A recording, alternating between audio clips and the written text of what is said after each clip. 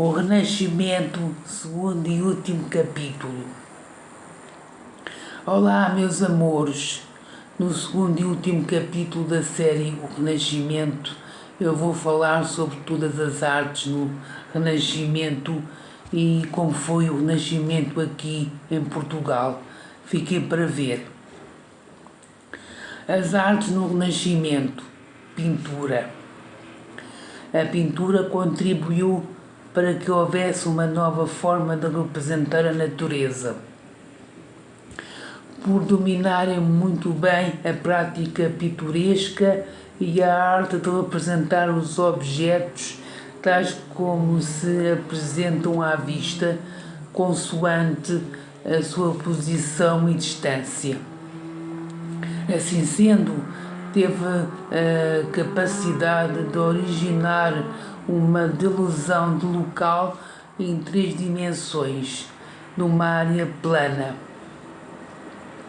Essa consecução quis dizer que se distanciaram relativamente ao método medieval com a sua beleza, a sua área superficial, o seu método de adequação simbólica e o seu diagrama alegórico, em que os personagens mais relevantes eram muito maiores. O novo critério fixado teve um resultado realista no sentido de originar uma delusão de espaço competente. A expressão visual desenvolvida pelos pintores renascentistas teve tanto êxito que tem muito valor no presente e é considerada por muitas pessoas a forma mais autêntica de mostrar o território. Foi de grande conveniência o estudo das culturas e ênfases da antiguidade, porque o desenho tornou-se o fundamento de todas as artes visuais e a sua prática é exigida e obrigatória a todos os artistas. Giotto foi o maior pintor renascentista e o principal precursor dos naturalistas em pintura. Trabalhou entre os séculos XIII e o século XIV. Apareceu durante o Trecento. Giotto subjugaria toda a pintura porque pintava com lógica, concisão, autenticidade e lealdade à natureza. A sua obra foi inovadora. Giotto teve seguidores.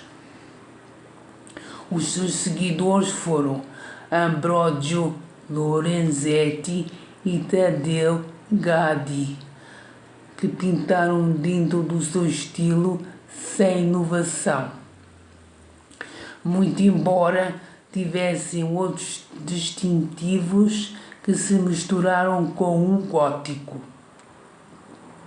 O estilo naturalista de Giotto revelava a anteguarda na pintura dessa época e se espalhou para a Siena e dali foi para o norte de Itália.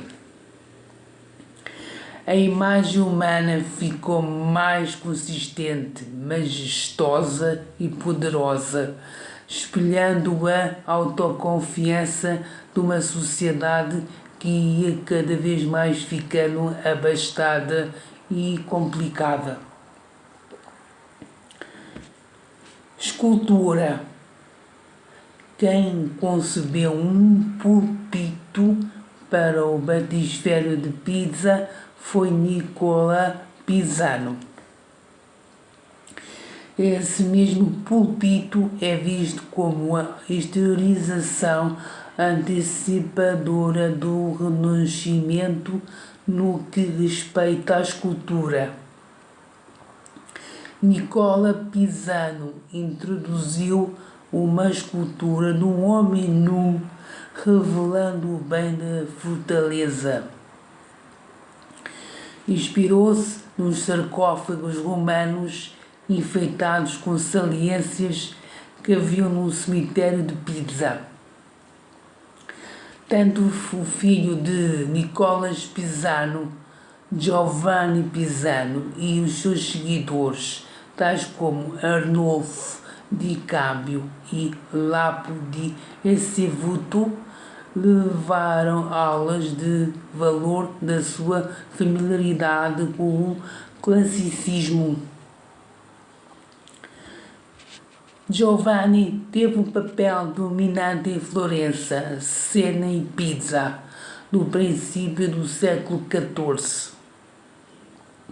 Nessa altura fez outros nus relevantes, dentro dos mesmos um nu feminino, que é o modelo clássico da Vênus púdica. Giovanni meteu um estilo novo, crucifixos dolorosos, que tinham uma grande carga dramática e era inovador em Toscana. Michelangelo, tradução livre, Miguel Ângelo, foi um escultor que trabalhou para os Medici em Florença e em Roma para os papas. Concebeu as estátuas de David e Baco e as obras do maneirismo, tais como os escravos, o Moisés e igualmente os nus da Capela dos Medici. Música. As transformações na música foram do mundo modal para o tonal e a polifonia horizontal passou para a harmonia vertical. No Renascimento também houve uma importante atualização na terapia da voz, nas orquestras, no instrumental e na estabilização de estilos. Havia as suítes de danças para bailes, com uma grande animação musical durante toda a festa ou cerimónia. A polifonia entoada por melisma dos órgãos foi substituída por uma escrita mais concisa, com vozes harmoniosas e equilibradas. Os antecipadores desta transformação eram Guillaume de Machaut e Philippe de Vitry, e eram franceses. O autor da Missa de Notre-Dame foi Guillaume de Machaut. As fontes de partituras eram o Codex Rossi, o Codex Scialupi e o Codex Panciatici. Arquitetura. O modelo centrado do templo é desenhado sobre uma cruz grega e encimado por uma cúpula. Reflete a popularidade das concepções de cosmologia neoplatônica e é inspirada em várias preciosidades, tais como o Panteão de Roma. O primeiro do referido estilo a ser construído durante o Renascimento foi São Sebastiano, em Mântua. O seu autor é Alberti, em 1480, mas ficou por acabar. Os fidalgos que afiançavam o seu nível de vida, mandando construir palácios maravilhosos e imponentes, eram, por exemplo, os Medici, os Strozzi e os Pazzi.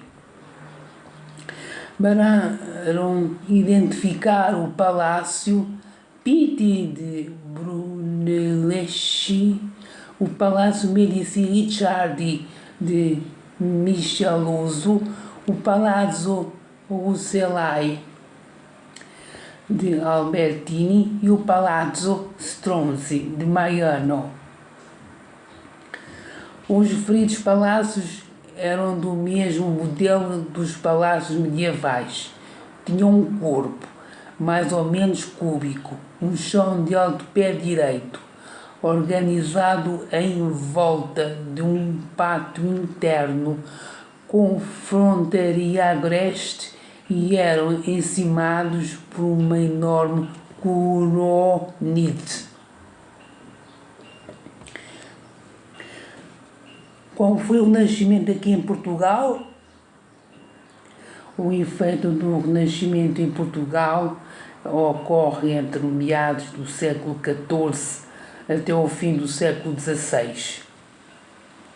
Os portugueses tiveram contato com o Renascimento através do influxo dos ricos mercadores italianos e flamengos, que estavam a aplicar capitais no comércio com o intuito de obter um rendimento suplementar. O contato com a França, Inglaterra e Espanha era igualmente constante e desta forma o intercâmbio cultural ficou muito forte. Os loucos do comércio das especiarias custearam um estilo de progresso que mistura componentes marinhos com o gótico, o manuelino.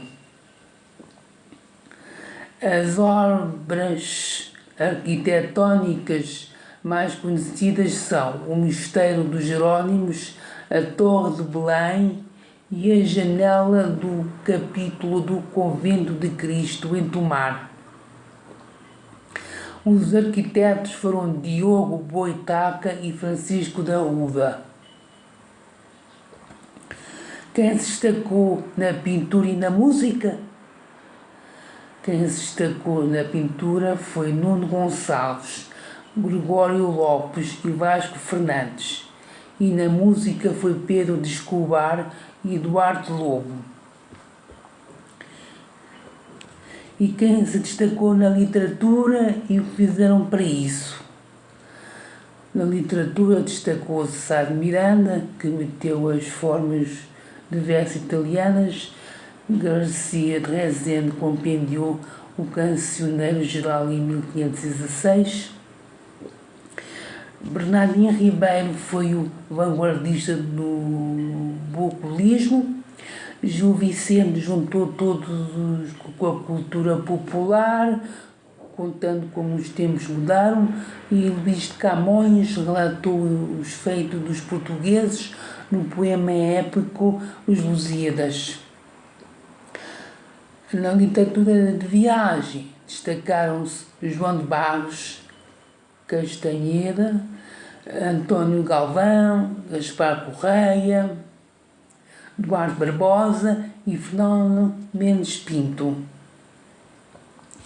Espero que tenham gostado do vídeo.